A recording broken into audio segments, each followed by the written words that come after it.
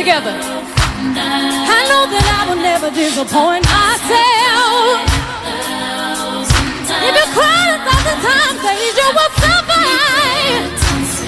Hey, you hurt me, but I learned a lot along the way. Hey, hey, hey, hey. I got me, myself, and I. 'Cause I got me, myself, and I. Yes, I got me, myself, and I. Yes, I got me, myself, and I. Yeah.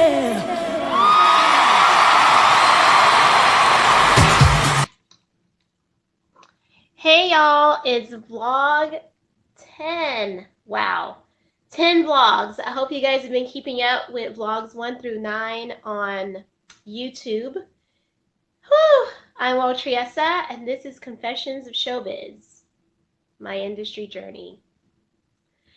Like I said, you guys will be seeing me looking at 2 different cameras tonight, coming in at some different angles, but go ahead and watch vlog 1 through 9 on my YouTube channel. I'm also on Instagram. I've been uploading a few of them to Facebook and LinkedIn, but you can catch the most updated of the vlogs on YouTube and on my Instagram at Waltriessa. I know you guys can probably see a little bit of the city behind me, but let's get right into it. I'm so excited! Vlog number 10. Okay, so where I left off, we were in Los Angeles, and now we are traveling to Las Vegas. Wow, what a journey. One of my friends came out to LA, and she suggested that I move to Las Vegas. Now, I had been to Las Vegas only once. Actually, twice by this point. I came out and auditioned for the WWE and wanted to work on the WWE as one of the people that bring out the wrestlers. Some of you might know it as WWF, Worldwide Wrestling Federation. And so I had auditioned for that here in Las Vegas, but that was the only time I had been here besides during a Singular Wireless tour, which I talked to you guys about in vlog number 9, I believe. And I heard her out. She was one of my friends from college, so I totally trusted her, and she suggested that I move to Vegas and pursue dancing here. Why not, right? Being a professional dancer. But when I moved to Las Vegas, I took her up on it. And my very first job was working with Gloria Estefan. My very first night here on October 15th. I cannot believe it. But she had pulled some strings, I guess. And I got to be one of her after party go-go dancers. So that was the second time I've ever go-go danced. The other time was in Houston at a private event there. So this was very, very unique, getting to work with Gloria Estefan. I got to meet her as well afterwards, which was really, really fun.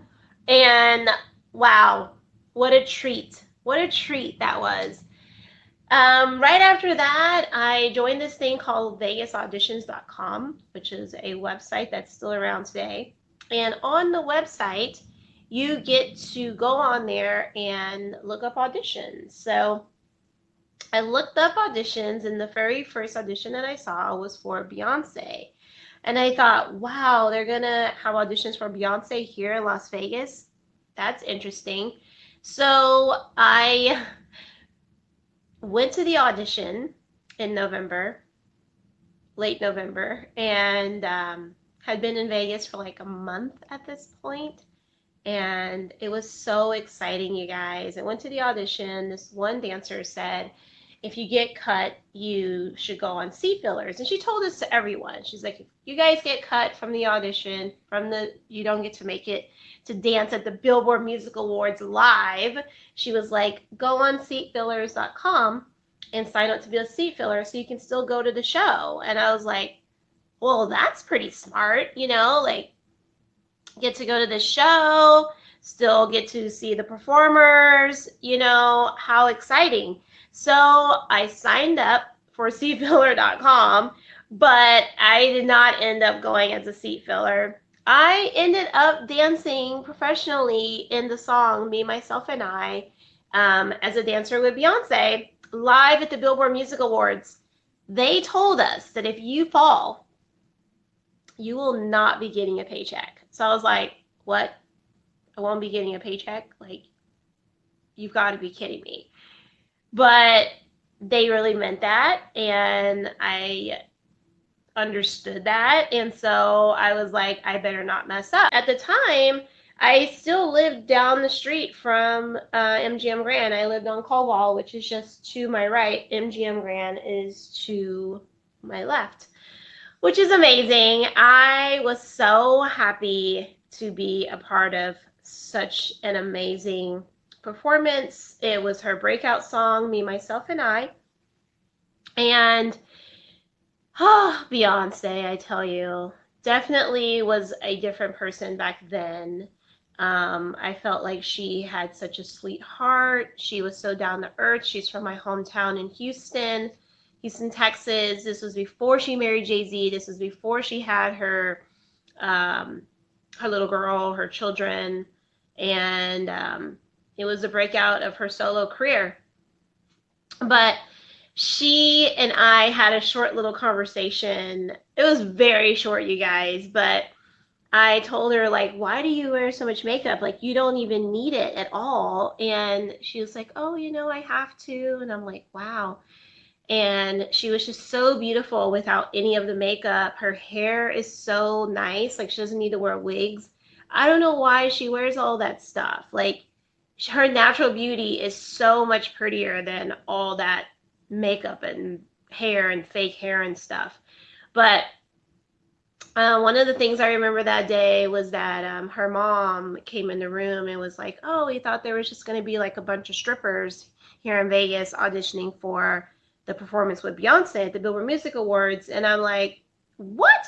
Like, no, we have college degrees and I have a Bachelor of Arts in dance. So I take this very, very seriously. This is my professional career and this is what I do for a living. Like, every day, you know, is go to dance classes, study dance, and teach. So I was really, really offended by her saying such nonsense. And but she quickly, you know, ate those words because she got to see, like, there was a lot of very talented people that lived locally right here in Las Vegas, even though people had flown in from Florida and from LA and also from New York. Majority of the people that made the dance were living here locally in Las Vegas. So there was a girl that did not come to the performance. There were 49, let's see, 7, so 21, 28, 35, 42. Yes, there were 49 dancers total because we were her clones for the song Me, Myself, and I. We looked just like Beyonce. We wore the blonde wig and we wore this black scuba diving lycra, very tight fitted onesie. I mean, like, that's the best way I can say it. It's a bodysuit, but it was made of scuba diving material. Less lycra, more scuba diving material. It was insane. I was so surprised. And then we wore these like cinched 6-inch heels, not ballroom character shoes that I was used to like performing as a professional dancer, but these character shoes I was looking for. That's not what they gave us, you guys. They paired us with they gave us a pair of yellow high heels, stilettos that were painted yellow, spray painted. You would think this is Beyonce. Like, why would we be picking up our scuba diving outfits out of a pile? Which, you know, shouldn't have been a scuba diving outfit. It should have been a dance attire, you know, and it wasn't. But we were picking them up out of a pile on the floor to pick out our sizes. And Beyonce had to do the exact same thing, too. It wasn't like she had, like, some wardrobe or wardrobe bag or a closet or a rack or anything like that. Not even a hanger. So that was like, you know, a really big shocker. Also, they asked us to go and like find makeup artists for them that would work for free. Like at the Billboard Music Awards for Beyonce. I was like, they have got to be kidding me. Like I was brand new here. I'd only lived there for like a month and I didn't know anyone that would want to work for free. So, but I guess it is something that people do, like trade for work, I guess. I don't know, to build their portfolios and things like that. But it's crazy. So we only had one makeup artist for 49 dancers. So all day they were doing makeup, and then there was a lady for the wigs, for the hair. Um, I got to walk around on my break because I wanted to practice in the heels as much as possible. So people kept seeing a lot of like girls in these blonde wigs and in yellow stiletto shoes walking around MGM Grand, which is like quite crazy because now that I've actually lived at MGM Grand, I lived there for 4 years, from 2012 to 2016. I lived at MGM Grand. But yeah, like to think about the fact that like that was like my first job here besides Gloria Stefan. And I was just walking around making sure I don't fall so that I can get a paycheck. Because if you fell, you weren't going to get paid. So I was like super nervous, but so excited at the exact same time. I met Michael Bolton backstage. He was actually performing in the Billboard Music Awards that year, so we took a picture together. And Gwen Stefani said hello to me out of the blue. That's when the group No Doubt was like still performing live and doing concerts and all that good stuff. So Gwen Stefani, she's so tall and beautiful. She's just mesmerizing. Like I haven't seen her now, but meeting her when I met her back then, wow, what a beauty, what a lovely lady. I was just like, this is my life right now. Like nobody wake me up if it's not real, but it was all real. It was my life. It's my life in show business. And to this day, I still get very excited about what I do and, you know, who I get to work with. And it never like, it's never something that I get used to. I'm not used to like being a performing artist. Like we are just as important as they are. Like we make the show, we help with the show. And it's really great to hear sometimes from people that we work with that like they couldn't do it without us. It's really nice to hear that sometimes. So, you know, I thank them. They've really helped me and molded me and helped me along the way in my career and helped grow my career to what it is now. And, you know, I remember such moments as Beyonce taking us and putting us on a bus after the Billboard Music Awards and saying like, I'm going to kidnap you guys right now.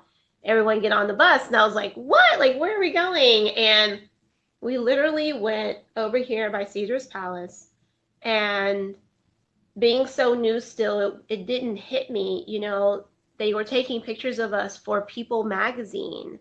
And we ended up on People magazine, like several pictures of us with Beyonce on her breakout solo career. Like, and I was a part of that. I was a part of that before she became who she is now. You know, I don't want to talk ill of anyone, but she's very different than who she was back then.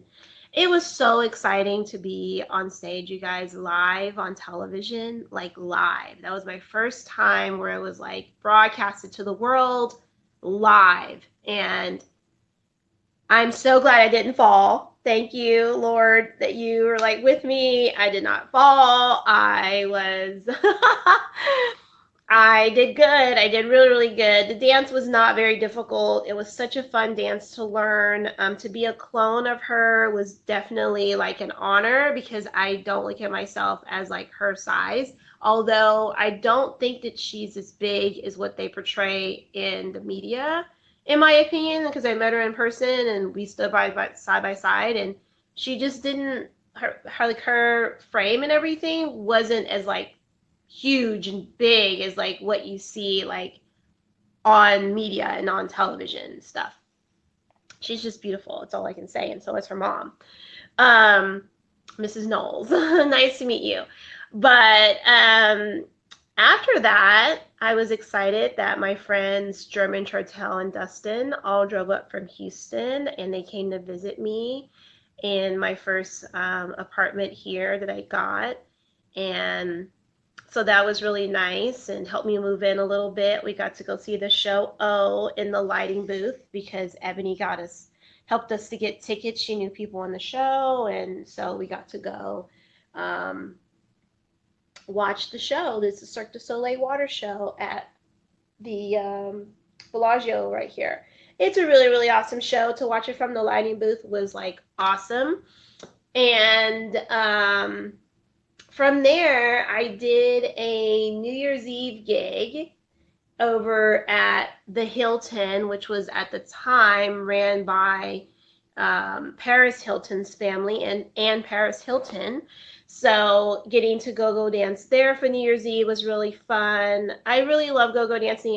It was a great way to stay in shape. So that was really unique and different. I'll talk to you guys more about go dancing on one of my next vlogs. But this was the beginning of my home away from home, living in Las Vegas. This is how it all started. I moved here, and literally the very first night I went to work. Like, who can say that? Like, my first night, hadn't even unpacked anything, was still like boxes everywhere.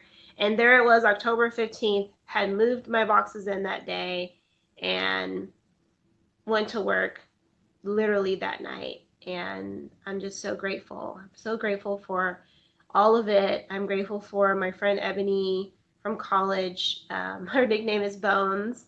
I'm grateful for her recommending that I move to Las Vegas. I did live with Ebony the very first 6 weeks that I lived here.